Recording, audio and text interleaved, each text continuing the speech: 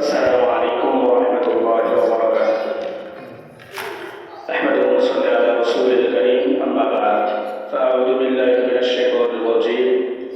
بسم الله الرحمن الرحيم. واعتصموا بحبل الله جميعا ولا تفرقوا واذكروا نعمة الله عليكم إذ كنتم أعداء فألف بين قلوبكم فأصبحتم بنعمته إخوانا. وقال النبي صلى الله عليه وآله وسلم: المسلم أخو المسلم أو كما قال النبي عليه الصلاة والسلام.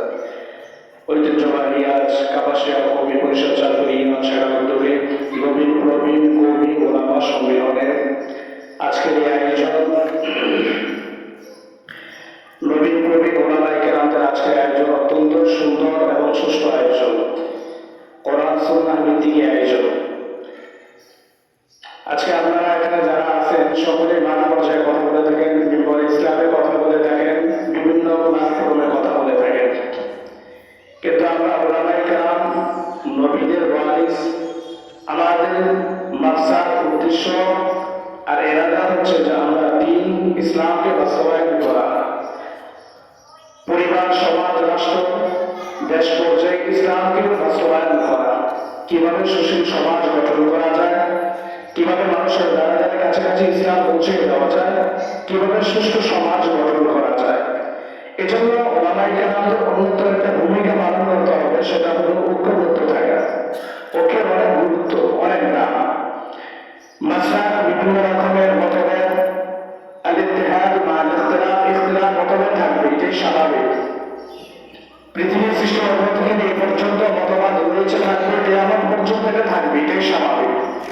কিন্তু ইসলামের ক্ষেত্রবাদে, দ্বীনের ক্ষেত্রবাদে, আল্লাহ এবং তার রাসূলের ক্ষেত্রবাদে এই ব্যাপারে কোন রকমের ইখতিলাফ নেই। আমাদের মূল পরিচয় হচ্ছে যে আমরা মুসলমান, আমরা ইসলামের সূচনা ছায়ার মধ্যে আমরা রয়েছি।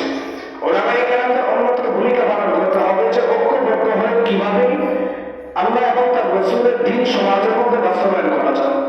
মানুষের কাছে কোরআনের সঠিক জ্ঞান, কোরআন হাদিসের সঠিক সন্ধান, কোরআন হাদিসের সঠিক বিষয়গুলো মানুষের কাছে তুলে ধরা যায়। এই ব্যাপারে বিভিন্ন রকমের ইখতিলাফ থাকবে। রাসূল কারীম সাল্লাল্লাহু আলাইহি ওয়াসাল্লামের যুগ ছিল কোরআন হাদিস বেশি বুঝতেন, কোরআন সবচেয়ে বেশি বুঝতেন। রাইসুল মুফাসসিরিন যাদেরকে বলা হয়, তাদের মধ্যে হতে আব্দুল্লাহ ইবনে আব্বাস রাদিয়াল্লাহু তাআলা এবং উবাই ইবনে কাব রাদিয়াল্লাহু তাআলা, এই প্রথম দুজন সাহাবী সবচেয়ে বেশি কোরআনের পাণ্ডিত্য বেশি বুঝতেন।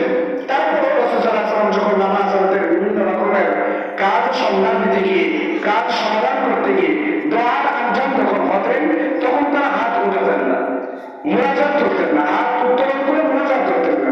তো এই ব্যাপারে এই বিষয়ে তাদের মতভেদ রয়েছে, কিন্তু জামায়াতের ব্যাপারে, ঐক্যবদ্ধ হয়ে দ্বীন এবং ইসলামের কাজ সম্পাদনের ব্যাপারে এ ব্যাপারে কোনো ইখতিলাফ নেই, এ ব্যাপারে কোনো ইখতিলাফ নেই।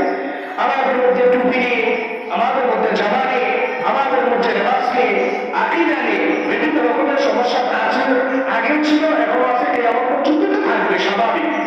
কিন্তু ঐক্যবদ্ধতার মধ্য দিয়ে আল্লাহর দ্বীন বাস্তবায়নের ক্ষেত্রবাদে কোরআন সুন্নাহ সঠিক জ্ঞান মানুষের কাছে পৌঁছে দিয়ে এভাবে আমাদের কোনো ইখতিলাফ নাই।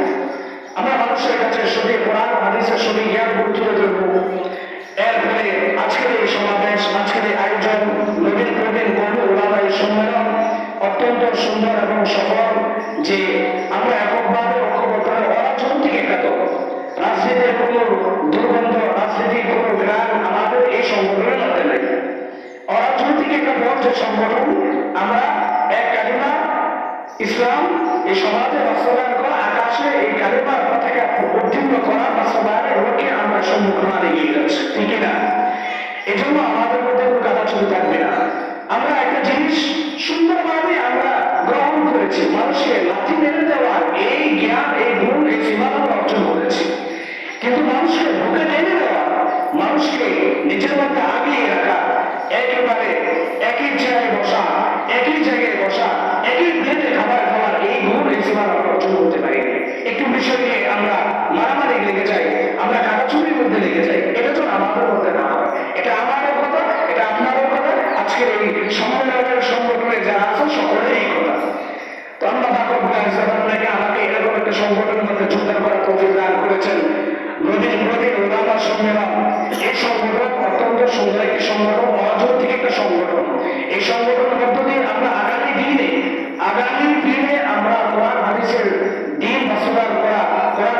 দেশকে কায়েম করা এবং সুন্নাহ কোরআন সুন্নাহ মোতাবেক নিজের জীবন পরিচালনা করা, সমাজে দ্বীন প্রচার প্রসার করা, সমাজের মানুষকে নিয়ে সুশীল সমাজ গঠন করা।